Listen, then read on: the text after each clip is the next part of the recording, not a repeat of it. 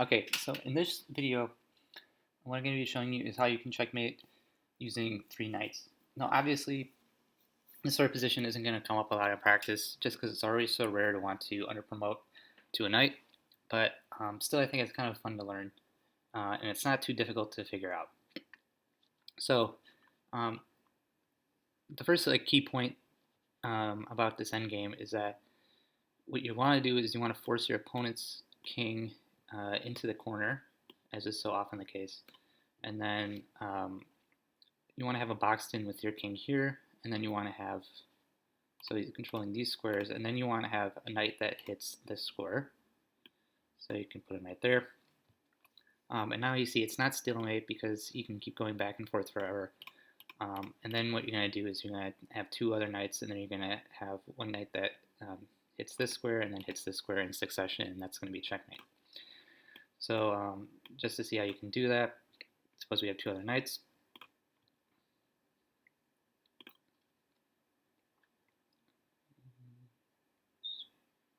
So we'll do the highest level. And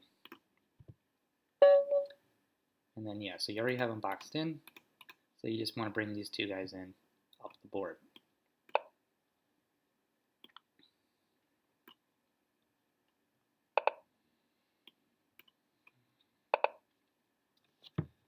And now, so this guy's ready to go here to hit this square, and then this guy is ready to go here to hit this square. So that's going to be check, and then checkmate.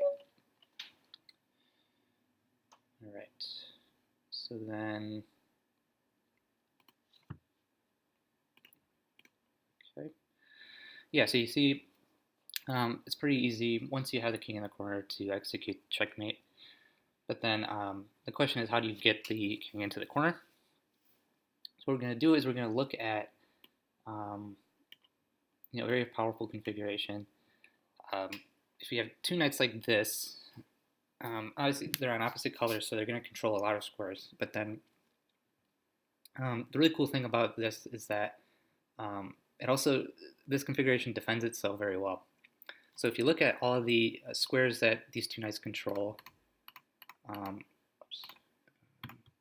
you see that they create this wall, right? So they actually are protecting themselves very well. And similarly, it's going to happen on the opposite side like this. Now you see there's actually 2 openings here where the king can enter and harass the knights, right?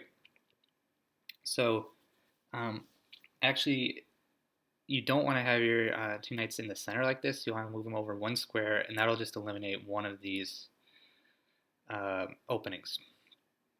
So I guess for the purposes of discussion, I'm going to assume that the knights are oriented horizontally like this.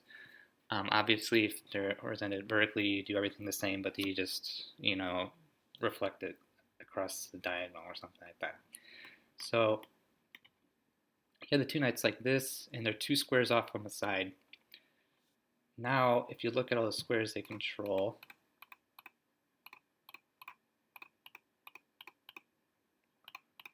okay, so now you see that this end is not something you have to worry about.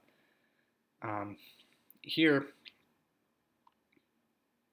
okay, obviously the king can come in, but then you just want to use your king and your knight to close up this portion of the board, and then you're going to force the knight, or your opponent's king up, and then into this corner here.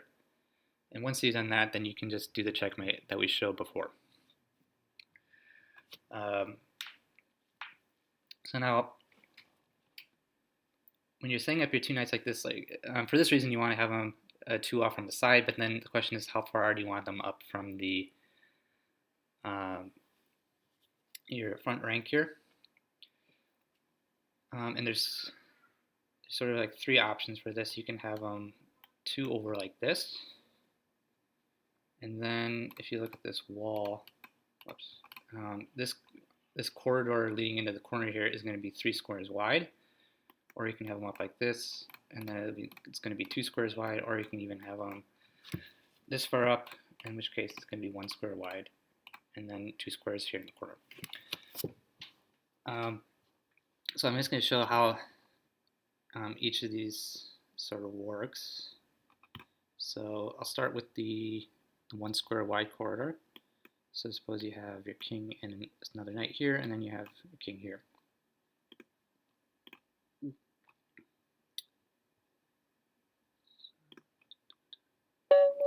Okay. So the strategy is always you want to get your king up, keeping the king away from your knights here, protecting this vulnerable square here, and then also just forcing the king into the corner then.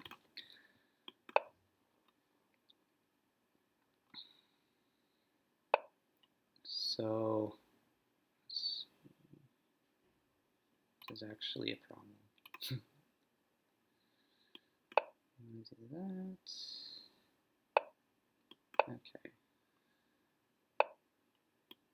So now, okay. So now you see you're kind of just forcing them over into the corner now. Now in this position, you'll see that if you move your king up here, then your opponent really has nowhere to go, and you can kind of just chase him into the corner, right?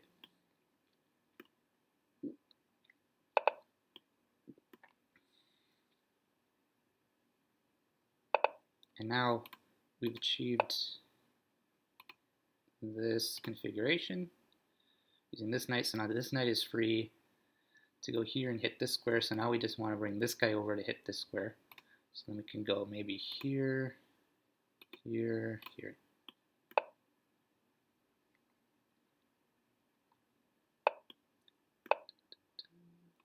And then you don't want a stalemate. So if you go here, that's going to be stalemate. So then you always want to, these last two moves are always going to be check and then check, right? So it's going to be check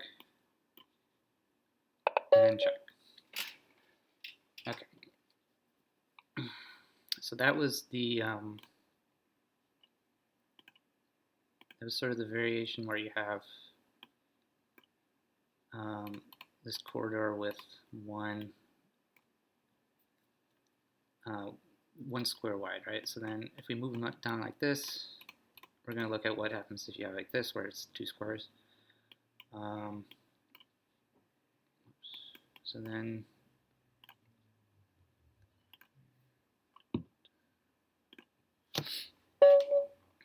all right, so again, as always, you just bring your king up, protect this square, and then kind of just box them in, right?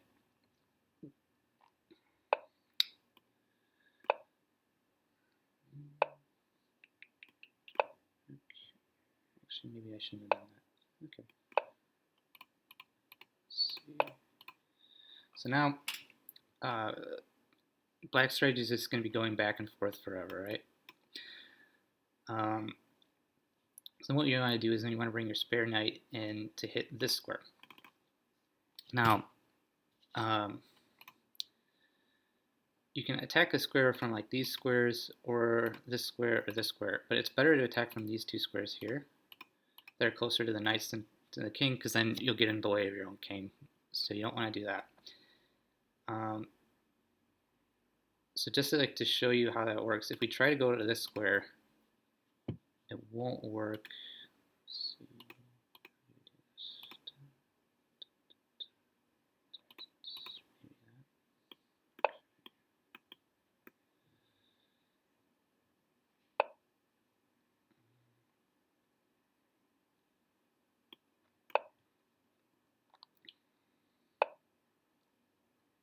Okay, well anyway, he just gave up. So, but the idea is if you have your knight here, then the king can just, if the king was here, he can just go back up into this square, and now you don't have a good tempo move. Because the whole point of attacking this square is that you can then move your king and continue to oppose, and now he can't go back because the square is being hit, and then he'll have to be forced to retreat into the corner. But you can't do that if your knight is here, then obviously you don't have this move, so then yeah, it's just a bad idea. So what you want to do is you always want to attack closer to these the fellow knights than to from the side of the king. Okay, so then if they ever just give you space like this, you just take it. And then again, so you want to keep your own king in these central squares like this. Or actually, hold on, never mind. You want to hit, yeah. So okay, we want to hit this square here. So if you take this route, I guess, stay away from our own king. Advance, and we want to hit this square. So I'm going to go here, here maybe.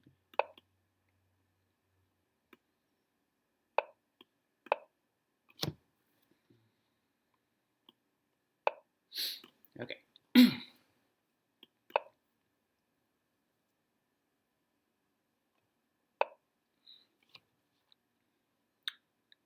And then now we're just ready to finish them off because we got our knight here, or we got our king here rather. And then we just want to hit this square to keep him guarded, and we can do that in one move. And then it's going to be check, check. Okay.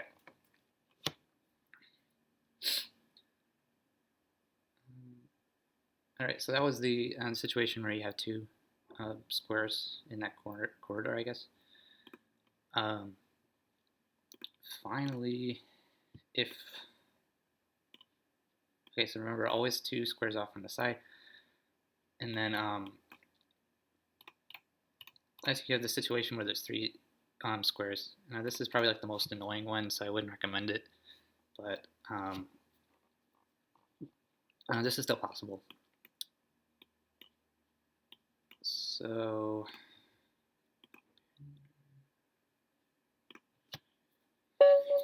okay, so always just move your king up.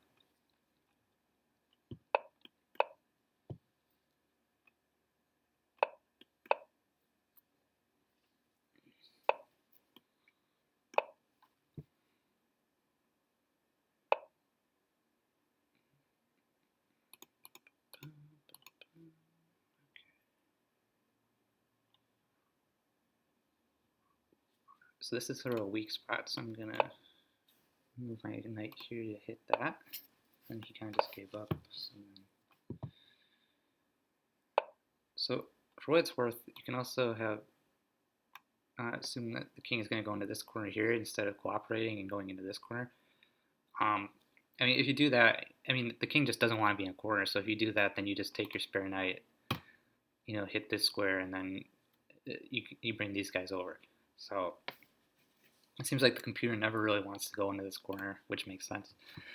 So then, okay.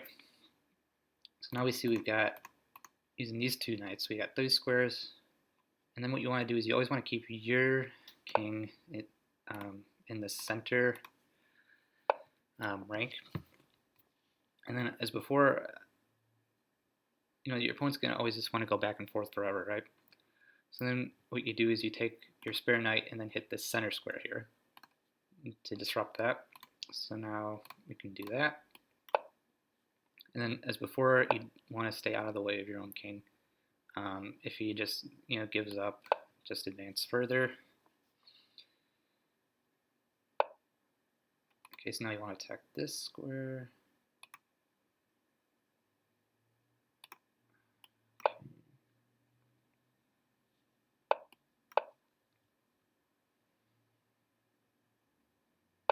And now, okay, so you see that he didn't move forward. So when you do this, then you have this tempo move here. And now he can't go back, and he's forced to advance further. And then you just recenter yourself. Okay.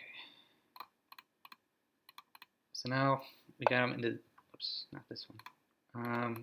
We got him trapped in these four squares. So the first thing you want to do is use this knight to get him out of this square here. So to do that, I would go take this route.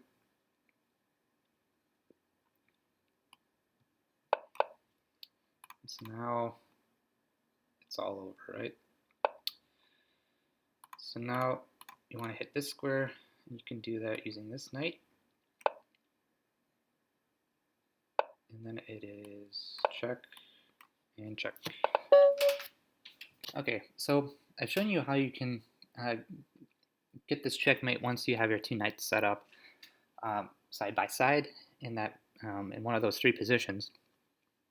But now I just want to show you how you can actually get to that position, just starting from an arbitrary three knights position. And obviously this isn't going to be rocket science or anything like that, but I just want to show how it can be done. So suppose you have your knights kind of spread out like this. You have a king which is off to the side, and then you have your opponent centralized like this.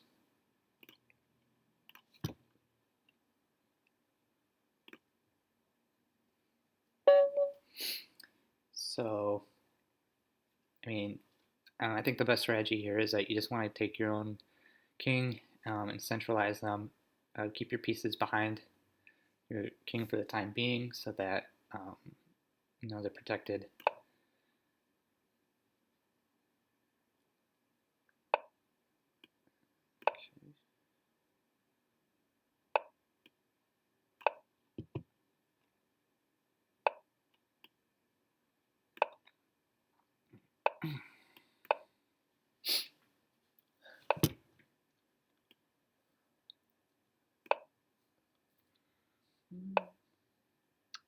So probably what I'm going to want to do is put my two knights here. So let's do one of them here.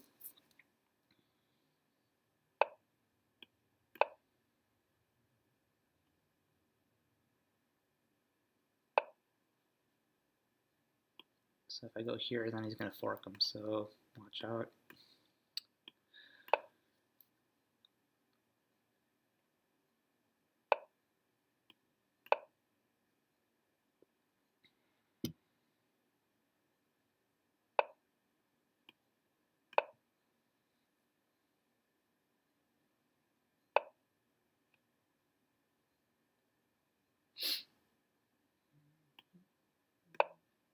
We're going to want to put them right here.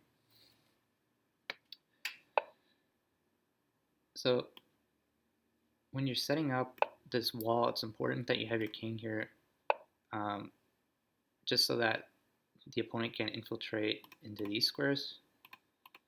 Because not only is he going to be harassing your knights, but then he's also trapped by your own pieces. So it's sort of like the opposite of what you want to be doing. But anyway, we've got this wall set up here. You see that we're going to have two squares here in our corridor. And now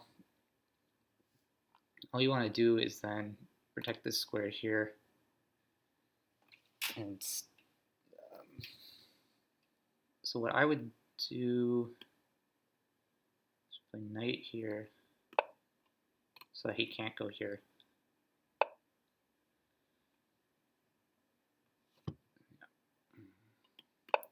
Bring the king over.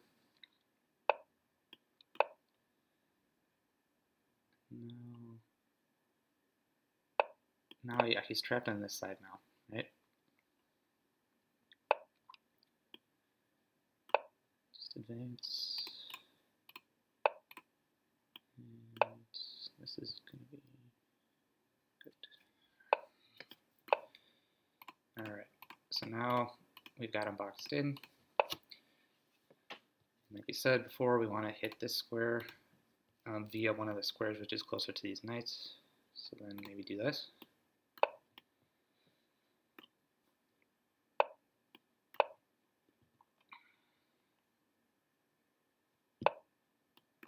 Advance.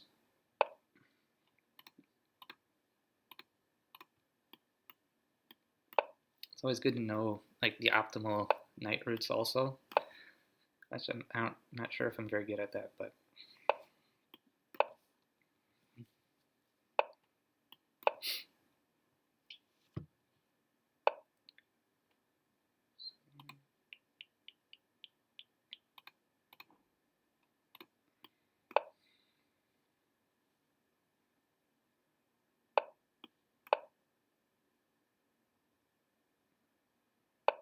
actually this doesn't work. It doesn't. No, this works.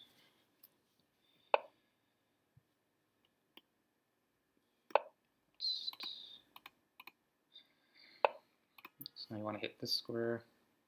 So let's go here.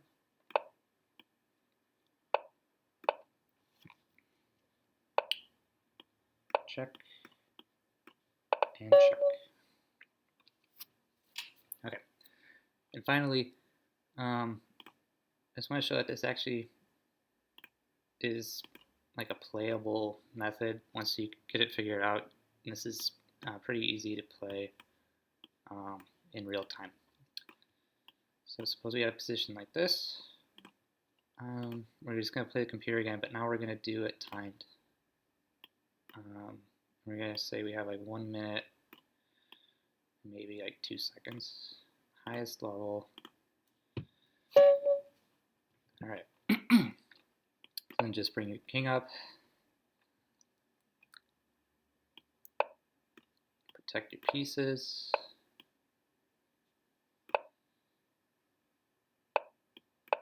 Centralize. Move your pieces away.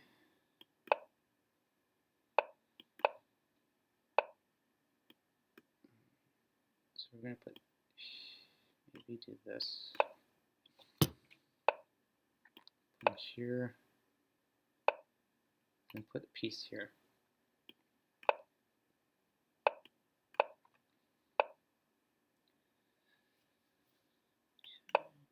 So now we got this stuff going on. I just have to get him away.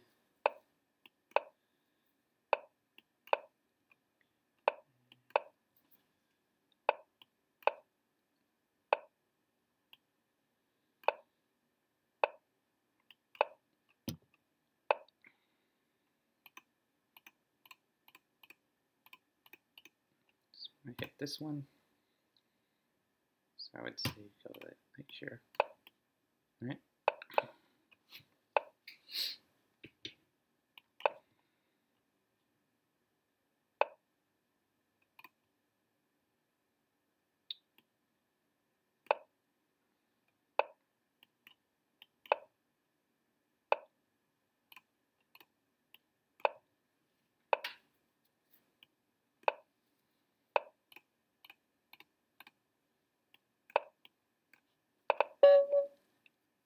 Yeah, and there you have it. So yeah, I mean, I hope you learn something from this. Maybe you can use this to like I said, impress your friends, or if you want to like humiliate your opponent and you have 2 knights and you're about to promote, just promote to a knight instead, and then you can impress them with this. But yeah, that's about it.